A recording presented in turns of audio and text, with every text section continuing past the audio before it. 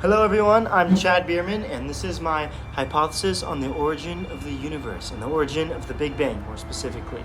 So it's collectively agreed that the Big Bang is the origin of our universe, but my question and most people's question is, how did the Big Bang get there? And there are some scientific answers to explain it, but none of them do them for me, because none of them explain how did something come from nothing fully, at least in my opinion, and to many others' opinions. And so I think I have an answer for that. And my answer comes from a higher dimension, the fourth dimension. So first you need to understand about the fourth dimension. So let me explain to you the basics enough to understand. The fourth dimension is time. Time becomes another location for them. Just like how for us we have three dimensions, whereas this, let's say this is the second dimension, just a flat plane, where they can just move left and right, or forward and backwards, but they're stuck at the same height, versus we can move through this, we can move here, and through it, up and down, versus they're stuck at the same height. That's like how for us, we can move all these dimensions, forward, backwards, up and down, left and right, but we're stuck at the same linear rate of time. Time is our cap, just like how for them, height is their cap or whatever.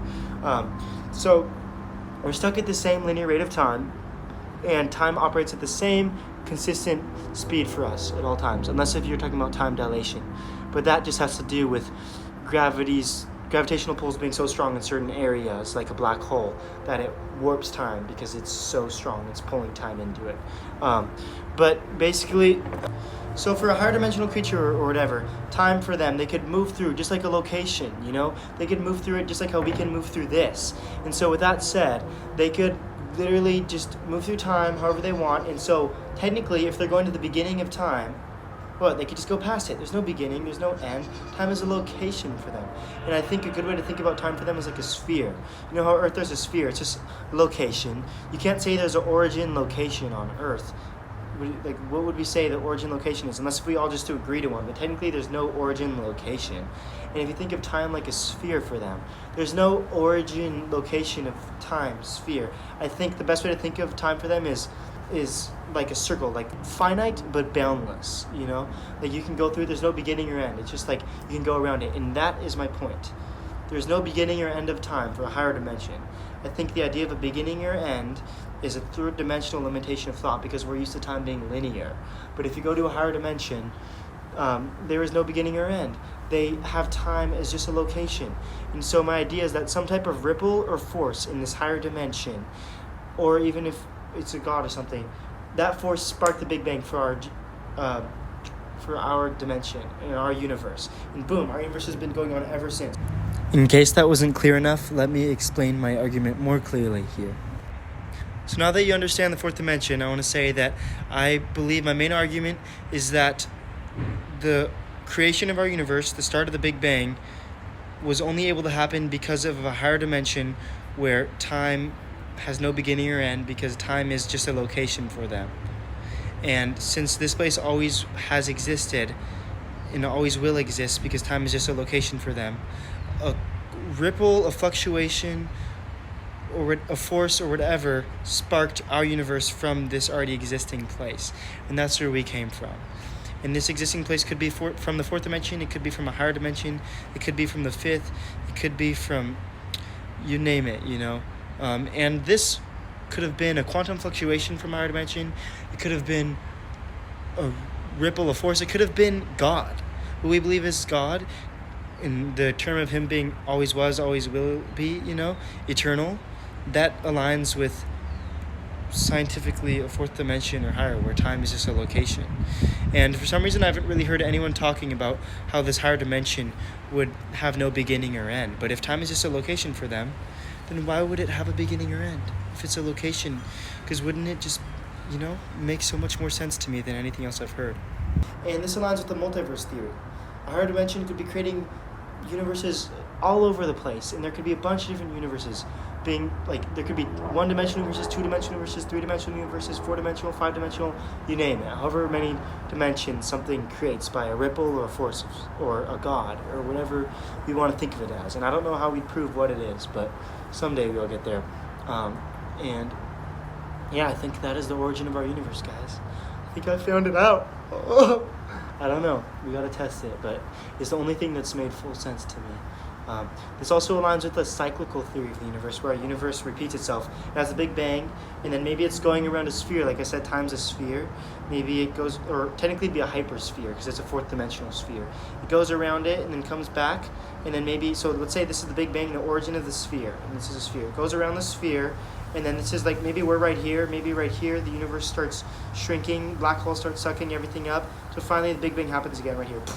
And it keeps happening. And this started from a higher dimensional force, ripple, being, or whatever.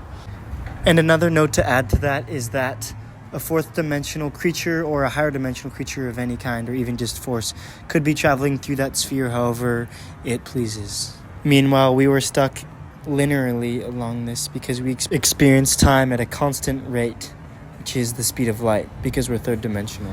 Or maybe we are inside of a fourth dimensional sphere of time, and we're going along the outsider ring of it at a linear rate, and that's how come we perceive ourselves as third dimensional. But a fourth dimensional being could move in and out of it, almost appearing like ghosts. But that is just a complete assumption based on no evidence. So yeah, and I have a couple more hypotheses that I may as well share for fun. I'll put them right here. So yeah, thank you for listening.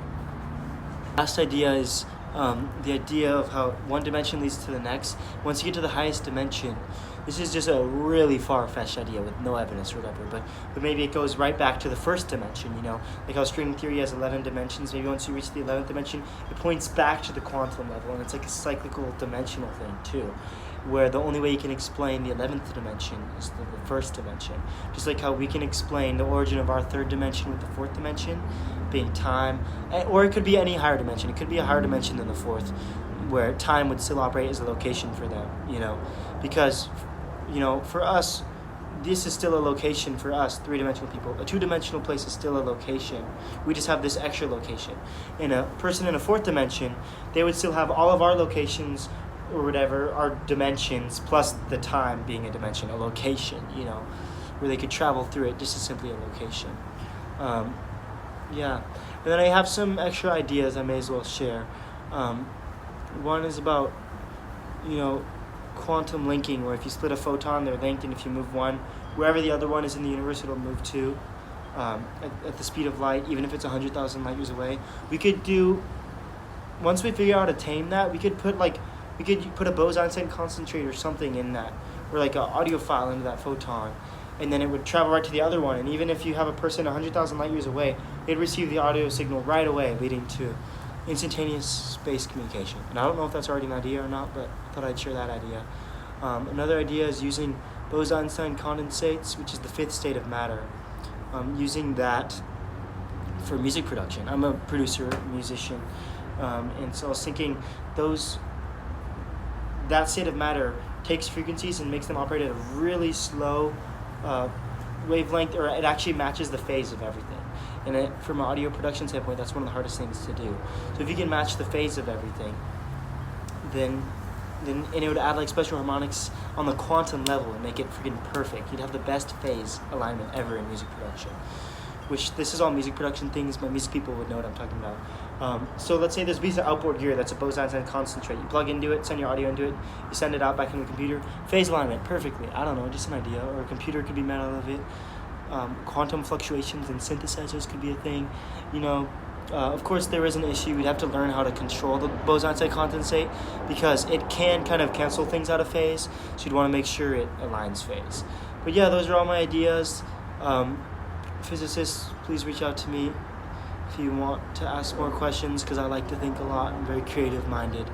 And let's get the ball rolling for humanity. Hell yeah. Much love.